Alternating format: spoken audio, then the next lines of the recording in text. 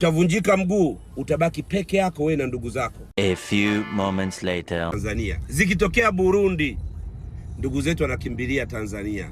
Sifa ya Tanzania Afrika Mashariki ni amani na upendo. Ndugu zangu, narudia tena, tuitunze hii amani. Narudia tena, tuitunze hii amani. Tuache ujuaji. Tuache ujuaji, tuutunze hii amani. Usishawishike wala usiadaike ukaambiwa nenda kwenye maandamano ukafanye fujo. Mmemsikia Chalamila. Chalamila hajawahi kutania. Katika wakuu wa mikoa, Chalamila hajawahi kutania. Ndio maana anasema tokeni, kama unajiona ni kidume toka. Utavunjika mguu, utabaki peke yako wewe na ndugu zako. Kuna watu walikuwa wanamsupport bwana mkubwa anaongea mitandaoni, kuna watu walikuwa wanasupport mabwana wanaongea mitandaoni. Leo wamebinywa. Wazazi wao ndio wanateseka. Wale watu walikuwa wanawasupport wote siwaoni. Wale ambao tulikuwa mlokuwa mna comment, mna share, wengine tunacheka kabisa, we ni kidume. Leo mko wapi? Anahangaika mama yake tunamuona, dada yake, mjomba wake, shangazi yake. Wote mmerudi nyuma. Sasa hiyo ndio tabia ya binadamu. Kwenye matatizo utabaki peke yako.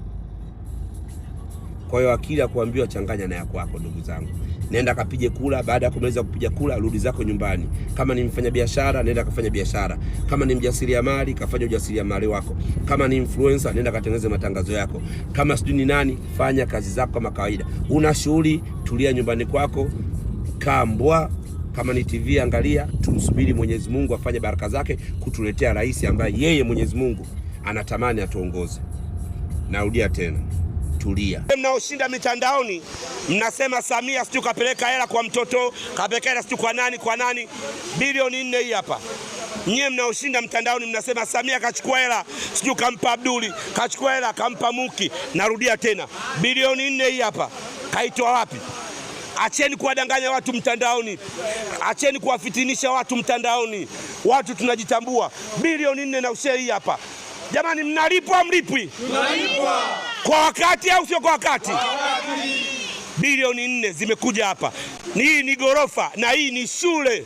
Kwa sababu ya mtoto wako wewe unayeshinda mtandaoni kuongea upumbavu. Tunajenga kwa sababu ya mtoto wako. Sasa endelea kuongea ujinga, alafu mtoto wako atakuja kusoma, tutamwambia baba yako ni mfano wa kijana asiyefaa kuigwa kwenye jamii. Hiyo ndio maana halisi. Huu ni ushahidi nimewaletea hapa. Bilioni 4 na ushe. Hela zimelala hapa. Unaona majirani nimewachukua, makandarasi nimewachukua, mainjinia wako hapa wanalipwa. Kuna mtu anadai hapa? Hapana. Kuna mtu anadai? Hapana.